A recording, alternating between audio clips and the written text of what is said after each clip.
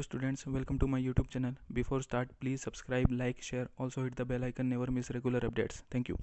आज के इस वीडियो में हम रदरफोर्ड एटॉमिक मॉडल के बारे में डिस्कस करेंगे. Okay, so Rutherford atomic model जो है class 9th, 10th, 11th, 12th सभी के लिए बहुत इंपॉर्टेंट टॉपिक है. Also it is useful for IIT, JEE and NEET aspirants. Okay, so Rutherford atomic model है, ये दो पार्ट में है. पार्ट फर्स्ट में हम स्टडी करेंगे रदरफोर्ड एटॉमिक मॉडल के एक्सपेरिमेंट और रिजल्ट्स के बारे में.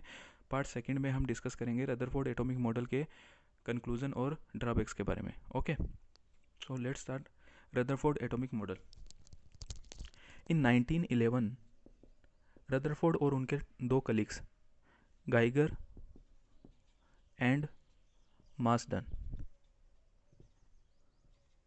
इन तीनों ने मिलकर मॉडल दिया था जिसे हम क्या कहते हैं, रदरफोर्ड एटॉमिक मॉडल कहते हैं. ओके, इसका दूसरा नाम है अल्फा रे स्कैटरिंग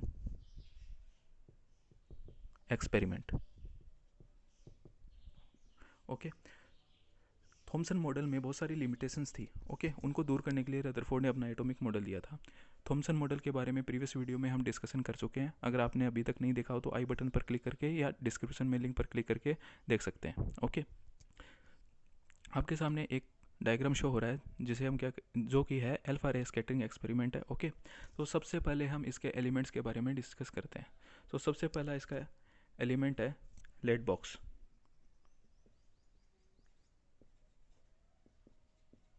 लेड बॉक्स में क्या होता है, लेड बॉक्स में रेडियो एक्टिव सोर्स रखा जाता है.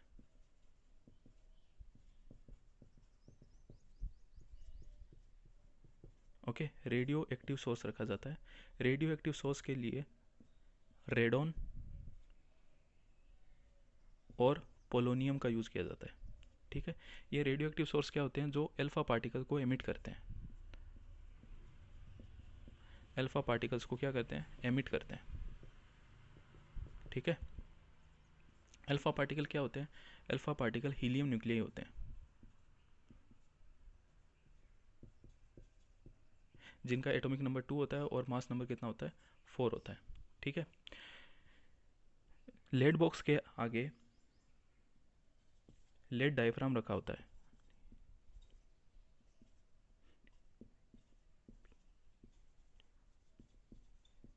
लेड डायफ्राम क्या काम करता है, लेड डायफ्राम से अल्फा पार्टिकल्स की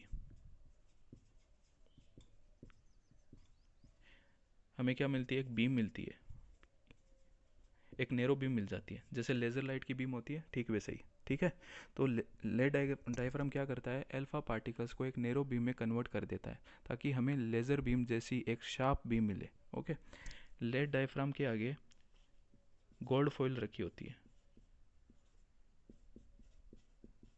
अच्छा, गोल्ड फॉइल से एक क्वेश्चन है, बहुत सारे स्टूडेंट क्वेश्चन करते हैं कि सर गोल्ड फॉइल का ही यूज़ क्यों किया गया, अदर फॉइल भी यूज़ कर सकते थे जैसे सिल्वर फॉइल है या फिर एल्यूमिनियम फॉइल है, गोल्ड फॉइल का ही क्यों यूज़ किया गया.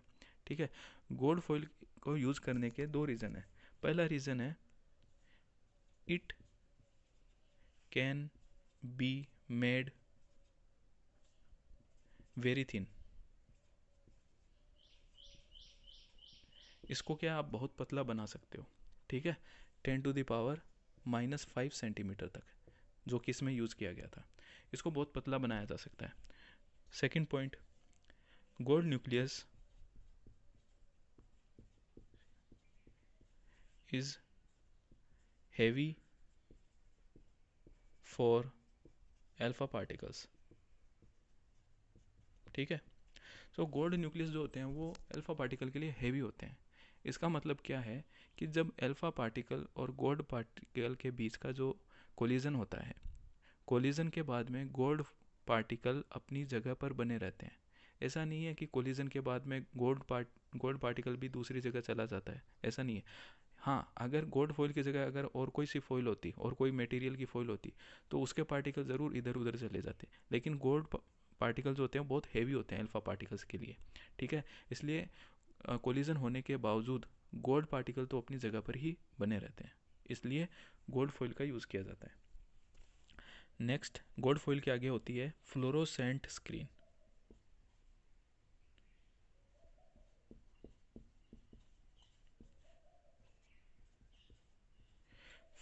फ्लोरोस्क्रीन स्क्रीन क्या होती है? ये एक ट्रांसपेरेंट स्क्रीन होती है। ओके, ट्रांसपेरेंट स्क्रीन होती है।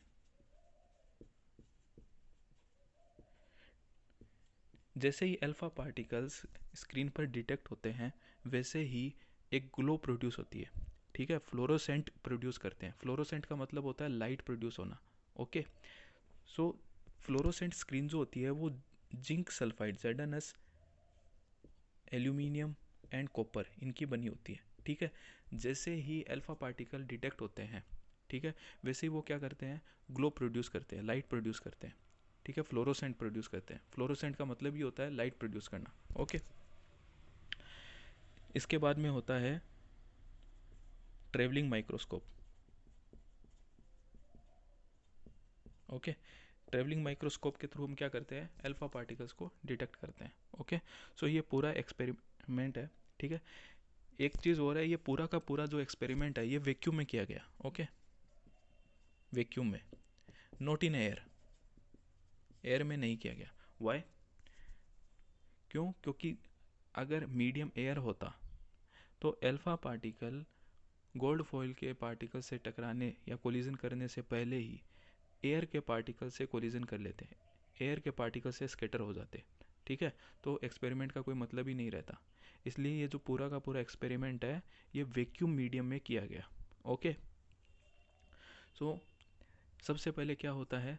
लेड बॉक्स में रेडियो एक्टिव सोर्स के थ्रू अल्फा पार्टिकल प्रोड्यूस होते हैं, एमिट होते हैं। लेड डायफ्राम के थ्रू अल्फा पार्टिकल्स की एक नैरो बीम हमें मिलती है। ये नैरो बीम गोल्ड फॉइल से कोलिजन करती है और अलग अलग डायरेक्शन में स्कैटर होती है। इसी वजह से इस एक्सपेरिमेंट का नाम है अल्फा रे स्कैटरिंग एक्सपेरिमेंट। ओके, स्कैटर होने के बाद में अल्फा पार्टिकल्स फ्लोरोसेंट स्क्रीन पर डिटेक्ट होते हैं और ये फ्लोरोसेंट प्रोड्यूस करते हैं, लाइट प्रोड्यूस करते हैं, और उसके आगे ट्रेवलिंग माइक्रोस्कोप के थ्रू हम डिटेक्ट कर सकते हैं ओके अल्फा पार्टिकल्स को। और पूरा का पूरा एक्सपेरिमेंट वैक्यूम मीडियम में किया जाता है। Okay, results of Rutherford atomic model. So सबसे पहला इसका रिजल्ट है most of alpha particles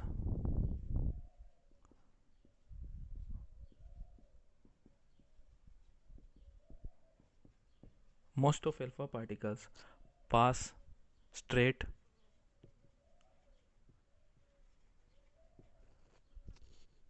through the gold foil.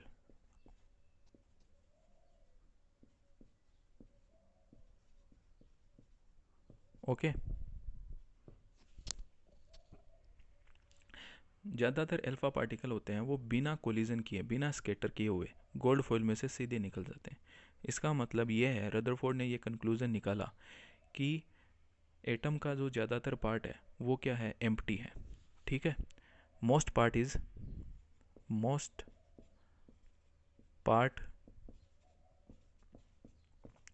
Of atom is empty. Okay, most part of atom is empty. यहाँ पर रदरफोर्ड एटॉमिक मॉडल ने थॉमसन मॉडल को reject कर दिया। क्यों? क्योंकि थॉमसन ने बताया था कि एटम का जो स्ट्रक्चर है वो सॉलिड स्फेयर की तरह होता है। ठीक है, लेकिन रदरफोर्ड के एक्सपेरिमेंट में हमने देखा कि मोस्ट पार्ट क्या है? एम्प्टी है। ठीक है, तो यहाँ पर थॉमसन मॉडल को गलत किया गया। सेकंड इसका रिजल्ट है some alpha particles are deflected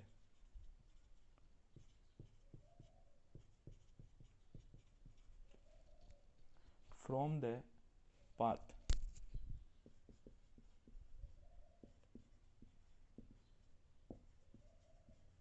कुछ अल्फा पार्टिकल जो होते हैं वो अपने पाथ से डिफ्लेक्ट हो जाते हैं गोल्ड फॉइल से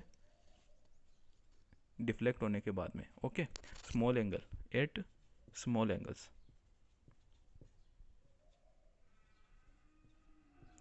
कुछ छोटे एंगल्स पर क्या होते हैं? डिफ्लेक्ट हो जाते हैं। इसका मतलब क्या है? रदरफोर्ड ने इसका रिजल्ट क्या निकाला कि एटम का जितना भी पॉजिटिव चार्ज है वो सारा का सारा एक जगह पर कॉन्सेंट्रेटेड है। क्यों? क्योंकि अल्फा पार्टिकल क्या होते हैं? पॉजिटिवली चार्ज होते हैं। ठीक है, जब कोई पॉजिटिव चार्ज इनके सामने आएगा तभी तो स्कैटर होंगे, और कुछ अल्फा पार्टिकल ही है जो डिफ्लेक्ट होते हैं। ठीक है, इसका मतलब क्या है कि एटम का सारा जो पॉजिटिव चार्ज है वो केवल एक जगह कॉन्सेंट्रेटेड है, कॉन्सेंट्रेटेड एट वन प्लेस। जबकि थॉमसन ने क्या बताया था कि पॉजिटिव चार्ज पूरे एटम में फैला होता है। ठीक है, जैसे हमने वाटरमेलन से इसको रिप्रेजेंट किया था कि जितना रेड एडिबल पार्ट होता है वो सारा का सारा पॉजिटिव चार्ज होता है, but according to Rutherford atomic model it is not true. Why? The positive charge it is concentrated at one place only. ठीक है, not in the whole atom. Okay, now the third point, almost one alpha particle out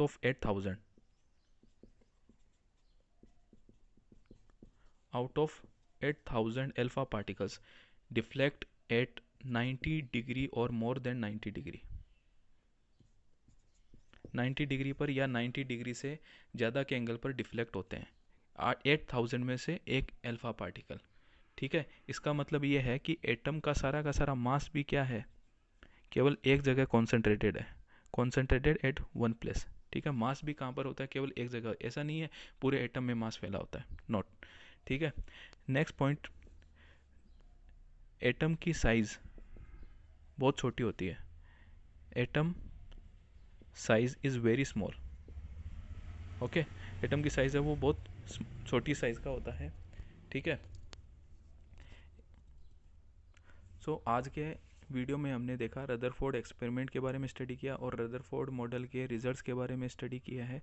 next video में या next part में हम Rutherford model के conclusion और drawbacks के बारे में स्टडी करेंगे। सो स्टूडेंट्स, अगर आपको वीडियो पसंद आया है तो इसको लाइक करें, शेयर करें और सब्सक्राइब करें। Thank you.